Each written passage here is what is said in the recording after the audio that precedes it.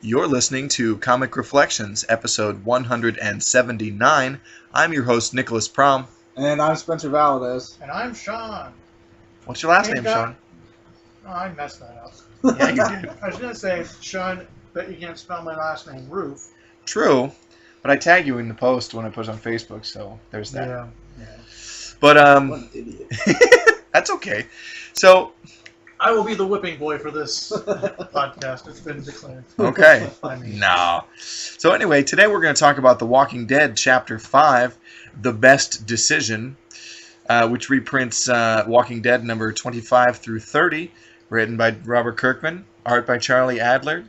And, yes, let us begin.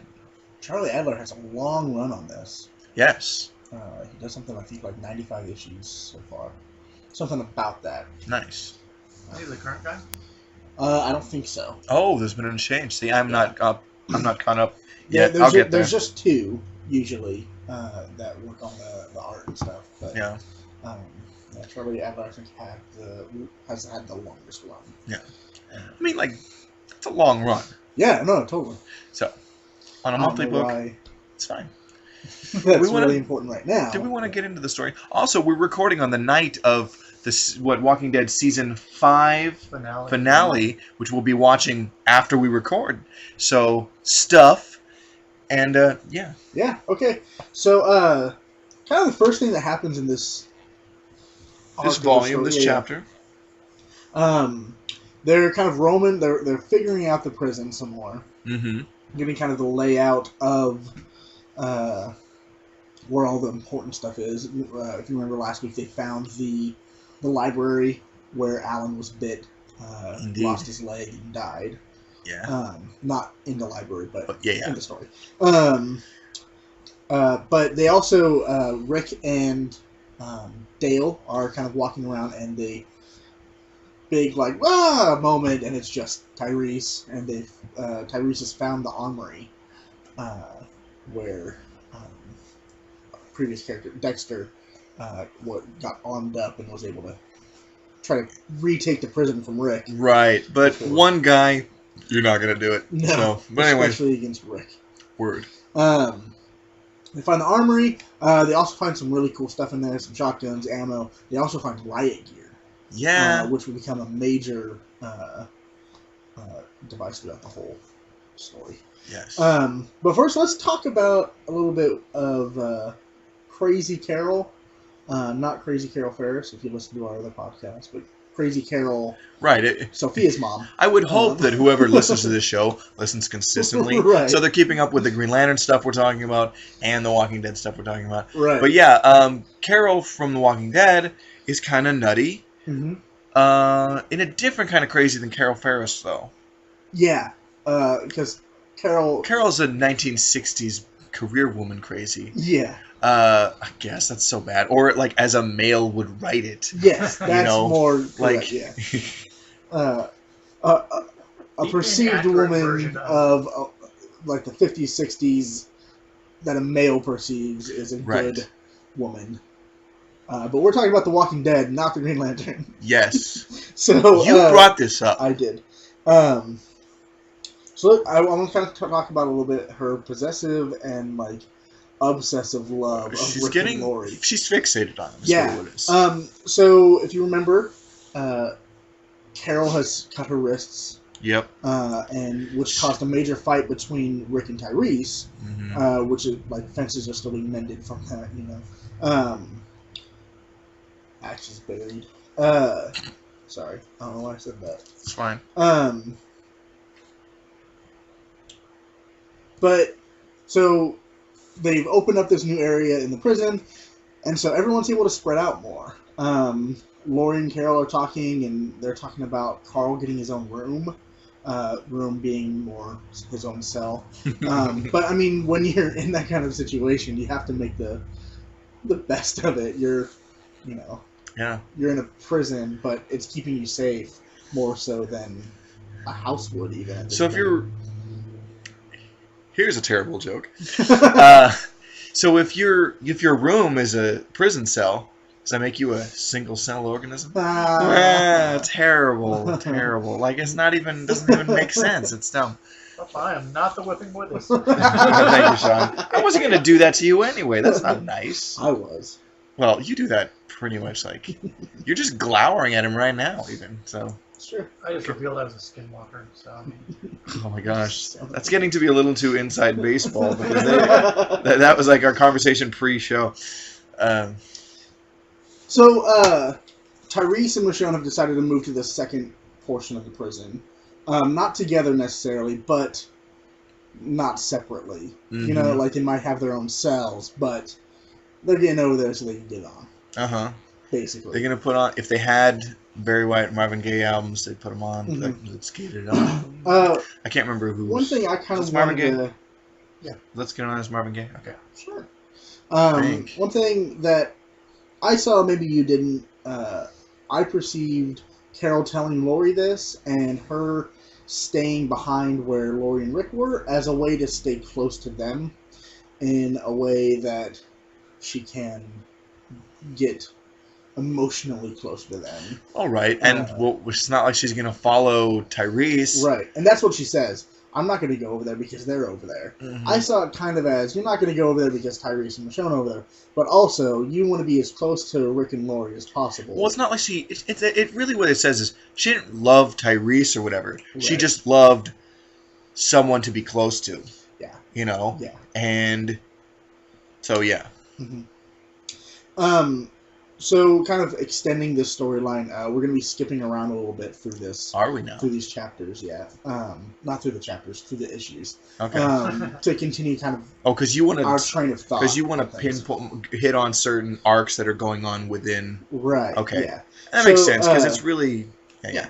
Moving on kind of to the next issue, we have this long conversation between Lori and Carol again. They're hanging out and... Is this the polyamory? yeah. Yeah. Okay. So, Carol kind of... She pops the question to Lori. Hey, I want to marry you. But not just you, because that already kind of freaked Lori out. Yeah. Not just you, I want to marry you and Rick. You guys have been there for me. You've taken care of me. You will take care of Sophia. If anything ever happens to me, you'll take care of Sophia. Just all this, like, Yeah. emotional, like, throw up all over Lori. And Lori is just taken aback. All right. I thought I've already addressed this. Right? Right, yeah. But also, it's like Lori says, she's like, look, I'm from a small town. Like, we Right. don't go for this kind of thing. No. Like, if she was from Portland, she might go for that. Well, yeah. You know. Portland's a bunch of godless heathens. Yeah. Well, man, I mean, we're practically like Salt Lake City compared to Eugene, though. Yeah. So, So, that's a thing. I was just gonna, this makes sense to me. I love both of you, and we could all raise Carl and Sophia and the new baby together. I know it seems weird now, but we don't have to follow the old rules. We can make new ones. That's Carol. Forward thinking. We could all be happy together. And, I mean... I like that she talks about Sophia as though she has been super caring about her. Right? Because Sophia's just sort of there. Yeah. Yeah. Because she's worried about her, but if she was really worried about her, she probably wouldn't have cut her wrists in front of her daughter. And she just sort of like sends her off with other people Yeah. every chance. Yeah. But the look on Carol's face in this panel is just, her eyes are super wide, and she is just totally lost it. Yeah. I don't think she really understands what she's doing. That's why we call her Crazy Carol. And Lori, I haven't called her that yet, but I mean, Okay. yeah. I save the Crazy Carol for Carol Ferris. I really do. But and Lori's face in the panel next to it is just one of like what worry, the crap? and panic, and like How do I say no without her freaking telling? But she does say no. Carol, we're friends. We've been through a lot together. That much is true. There has been a day in the last 7 months that we haven't at least seen each other, so we've gotten close. But I think I'm starting to realize, with all that's going on, surviving, looking over our shoulder all the time, being on the run, it's becoming clear to me that we just don't know each other very well. We haven't had time to get to know each other really. So Lori, at this point, is like letting her down as easy as possible because she knows that she's a fragile person at this point, and anything could probably set her over the edge, and she'd actually take her life.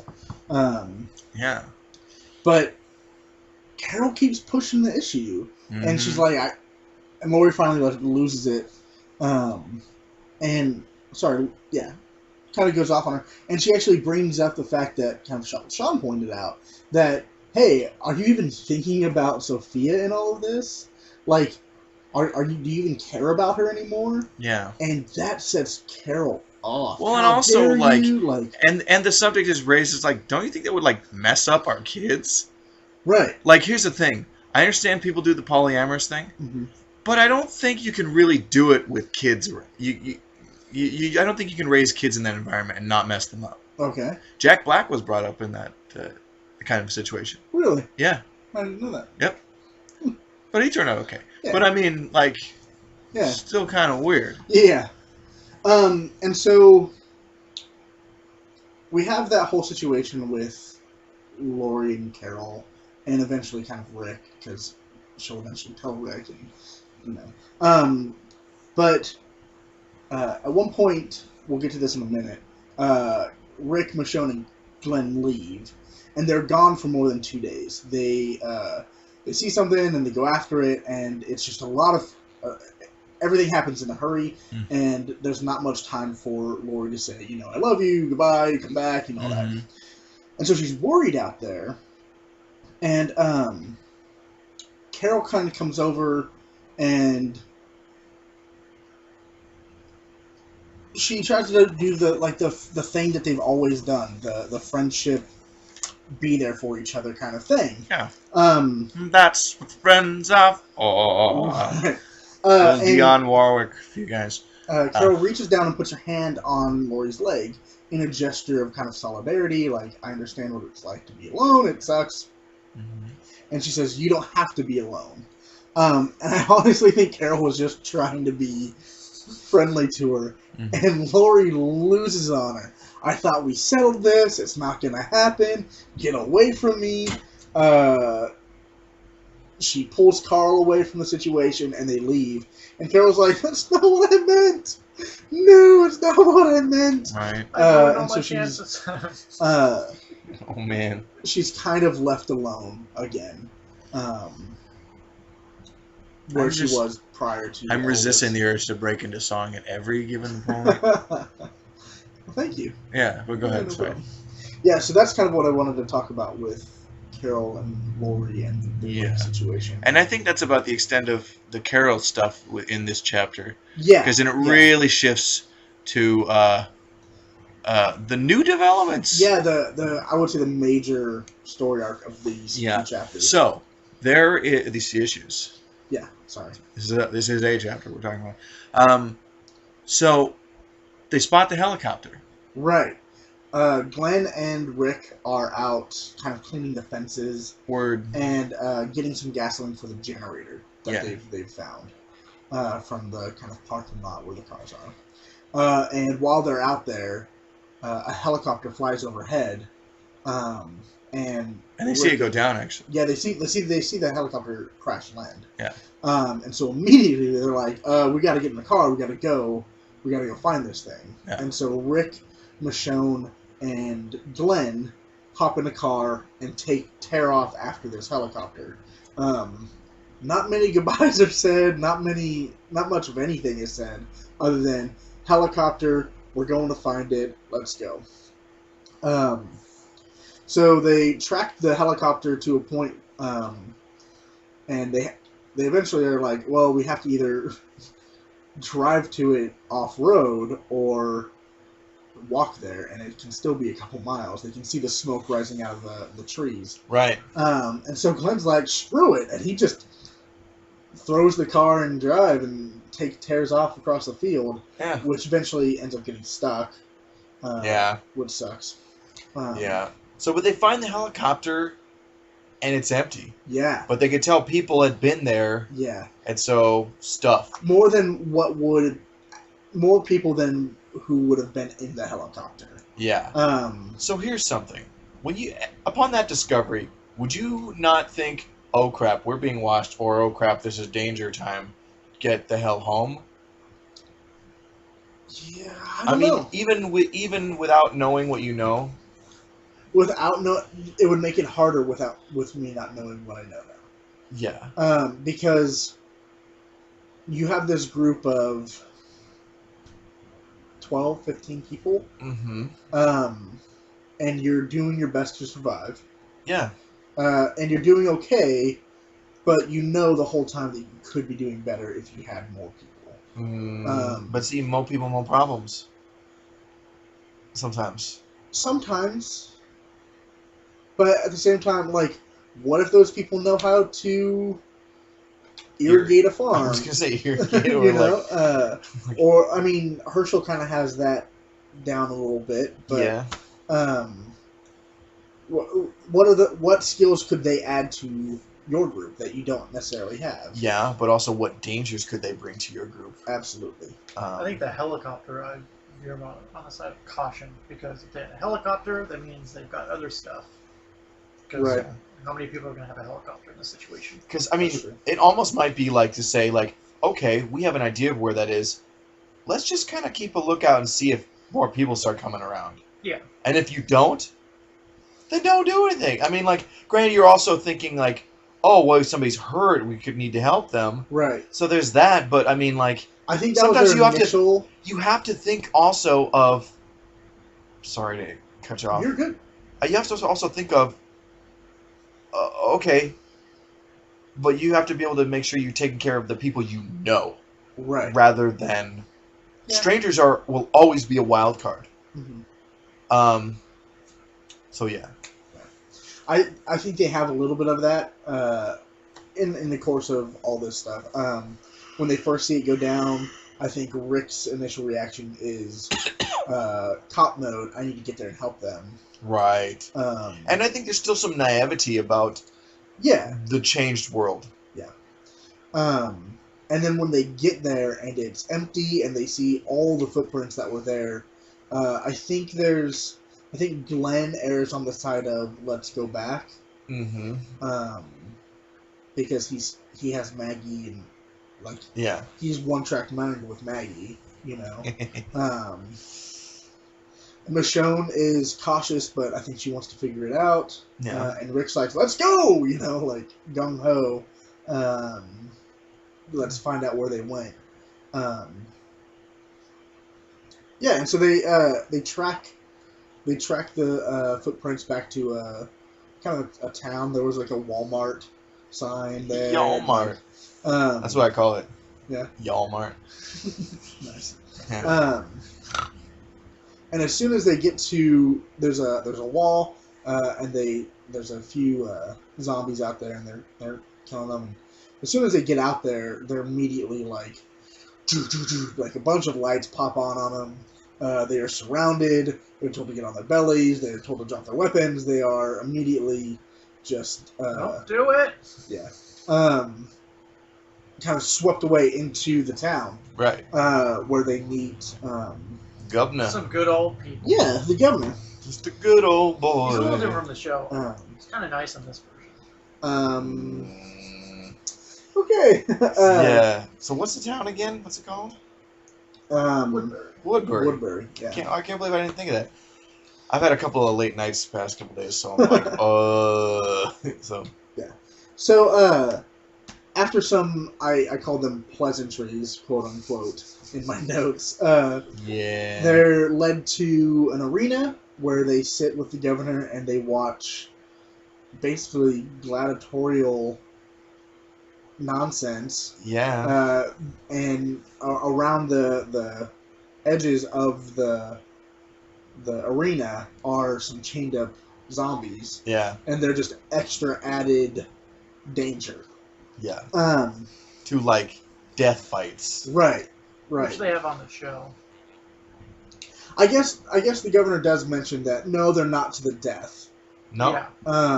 There's a definite winner, but they're not to the death. Oh, okay. I missed that. That It'll come comes back up a little later. Sorry. Sean and I have both read ahead. We enjoy this. I've been good, and I've been reading it just chapter by chapter. You have not been. reading the next chapter until it's after we've done. And you have way more self-control than I, sir. I can't believe it, man. Yeah. I had read way far ahead before you even started this Right. podcast. So. Yeah. It's fine. It's fine. Oh, that's right. You read both compendiums before we even started. Yep. Yeah. Couldn't stop. 2 So, weeks. with the gladiatorial battles and things, the entire town shows up. It's something for them to, like, break the monotony of, kill a zombie, take care of things in town, you know, like... Get your freak on. Read the same book again. Right, yeah. Governor set it up. Although that sounds like a pretty good life. Yeah. Well, not Sounds that. like retirement. Yeah. And so they're Brought to kind you of... by Viagra. Yeah. The Glenn, Michonne, and Rick are brought kind of into a back room, and they're like, "What the hell is going on here? How can you do that? This is sick.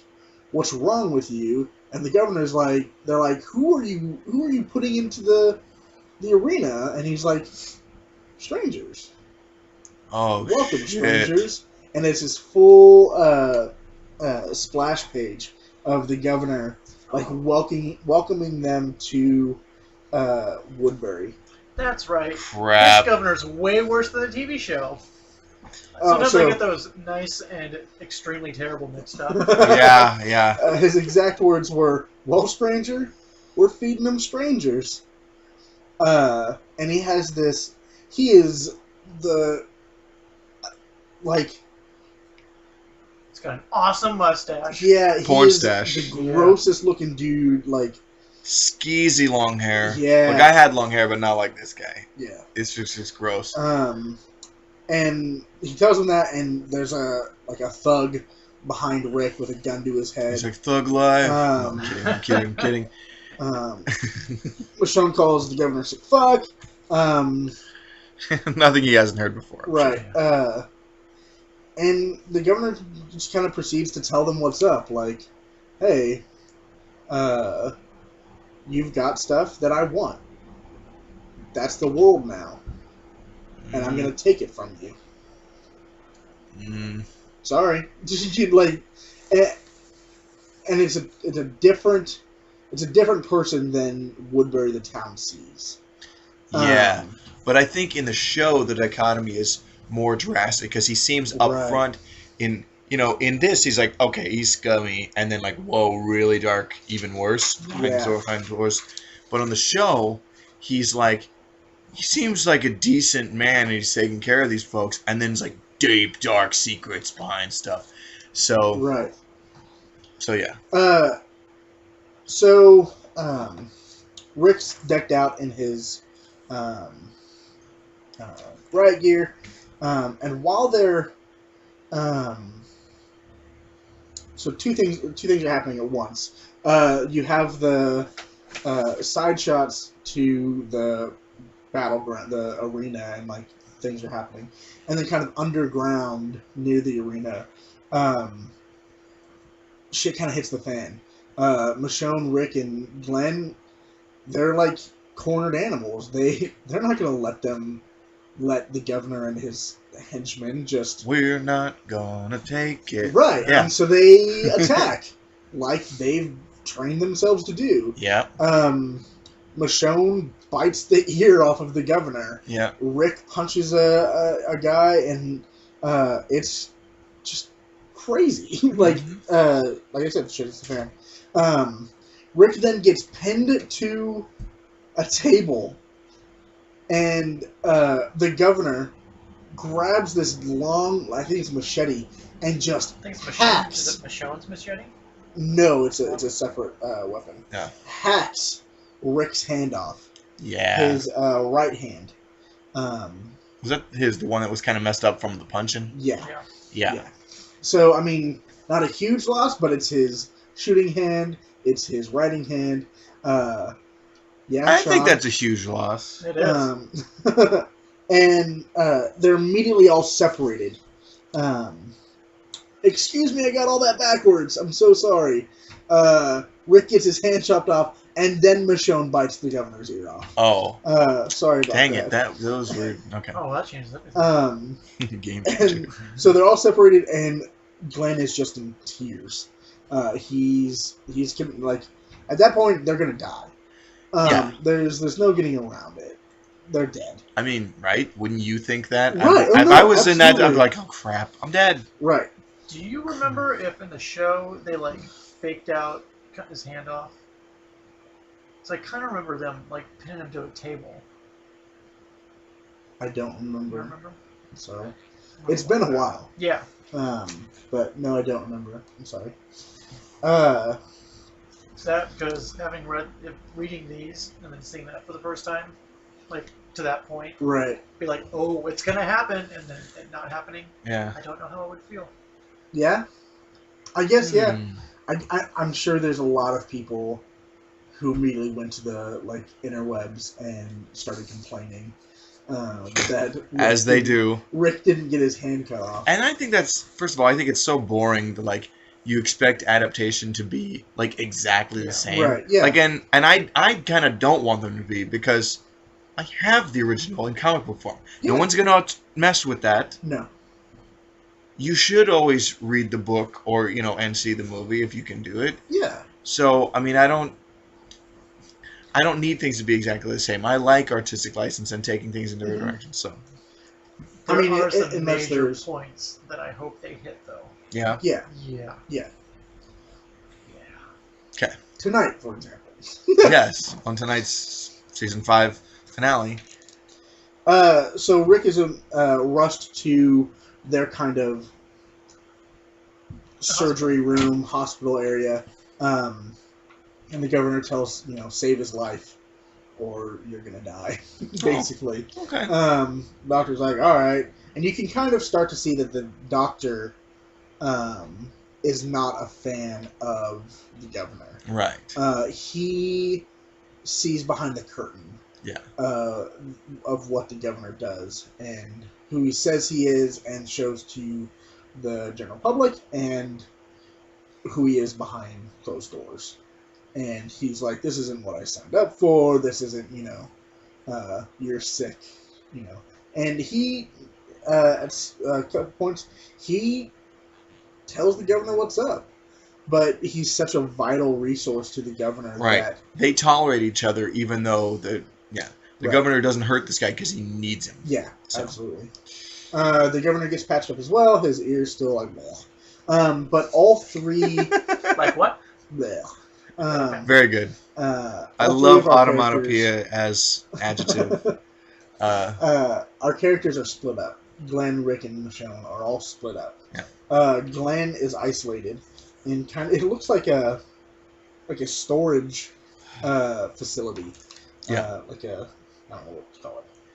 Like a storage unit. Yeah. Thank you, Sean. And I think he gets I'm to. pretty sure that's where they're at. Yeah. Speaking of storage units.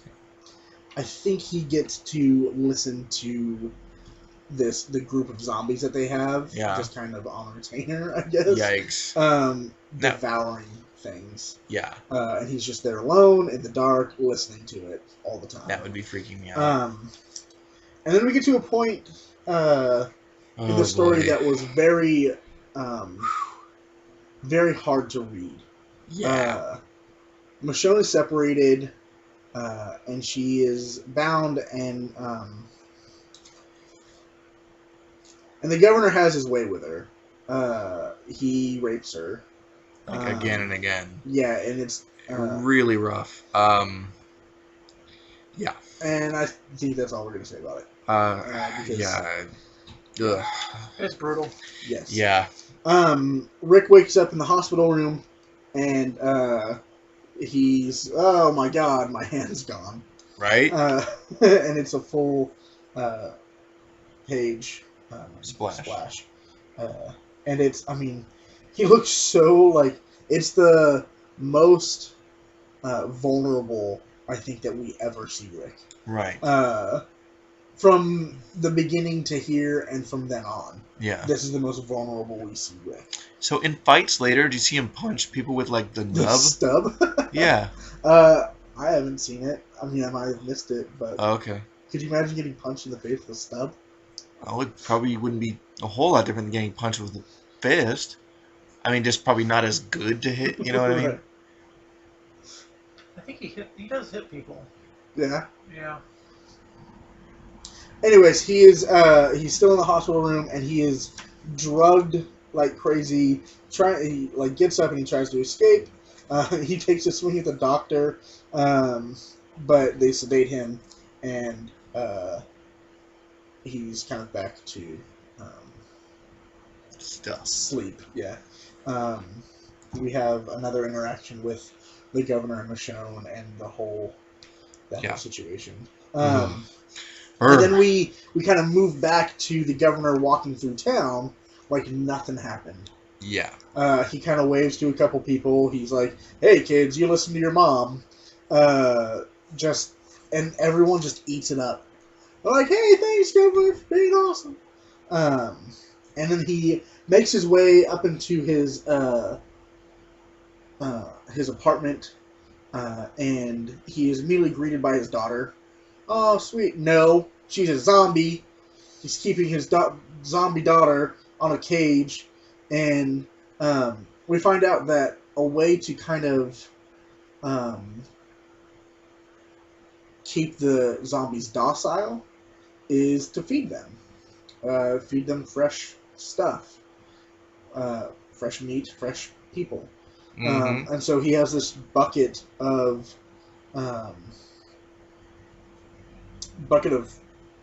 parts for his daughter, and she's knocked it over, and he gets frustrated with her, and not in like a He talks to her like she's alive. yeah, like, hey, you do don't that, have you're to gonna be make a hungry. mess. Yeah, and so he picks it up for her, and she starts to eat it, and she spits it out because it's not as fresh as it once was. And he's like, "Well, you're gonna eat it, young lady." Like, what the hell? He's then chilling in his Barca Lounger, and he gets a knock at the door, and a guy shows up with a box, and he's like, "Hey, Governor, your delivery is here." Mm-hmm. And It's DiGiorno. No. yeah, it's ahead Yeah. of one of the I think strangers, and he puts it down into his wall aquarium of heads. Yeah. He's got a nice collection going. Yeah. There's a lot of heads. Man, that was really rad on the show, though. It looked super sick. Yeah, they did a really good job with that. Yeah, so it's translated very well. Right. So the kind of final thing with my notes, at least, we have this interaction with Glenn. He's grabbed by the wrist, and he's dragged out, and he's doing this weird, like, peaceful protest thing. He's not going to fight back, but he's not going to just make it easy for them to So you mess mean with him. so And so passive resistance? Yes. He just goes completely limp, and he has the guy just drag him to wherever he needs to be. And he's dragged to a cell closer to Michonne. And he has to listen to her be raped again and again. Yeah. Which is awful. Yeah. And it is, however devastating it is for Glenn, is uncomprehendable going on with Michonne. Right. Rick wakes up in the hospital room again, and he kind of has this conversation with the doctor instead of swinging at him again. The doctor kind of shows his true colors, and he talks to Rick candidly about the governor. Yeah. And how he feels about him. And the governor walks in, and he's heard everything. And he's like, hey, you're right on, doctor. And he just kind of agrees with him, and it's creepy, and the doctor's like, what are you going to do about it? Mm. Like, you can't kill me, because I'm a doctor. Yeah. The unfortunate thing that happens with Rick, he is told, he's basically convinced by the governor that they've released Glenn. He's told Glenn's Spilled the beans. spilled the beans about the prison, Mm-hmm. and that they're going to follow him back to it, Mm-hmm. and they're going to take it. Mm. Rick believes it, but as we kind of progress through the story a little bit, we find out the governor was straight lying, Yeah. and that he knew about the prison. Yeah. He had no idea where the prison is. They didn't let Glenn go, but just the mention of the word prison made Rick flinch, made Rick Right. lose his It's cool or whatever. cool, and It worked. it worked. Yeah. And so basically, the kind of final thing that happens in this chapter is Mhm. we see someone in Right here. riot gear, and you're like, no, Glenn! Right. You know, Glenn got away. They really did release him. Yeah. But it turns out It's Tyrese out it's on Tyrese patrol. on patrol looking for them, Right. trying to get an idea of where they might have got off to. Yeah, and then I got it all backwards. And then we find out that the governor was just bluffing Yeah. with Rick, and that Yeah. everything that they need to know was on his face, written Yeah. all over his face, and it's only a matter of time before they find out where the prison is Yeah. and where to take what he wants. Yeah. Um, So governor's got creepazoid big plans, and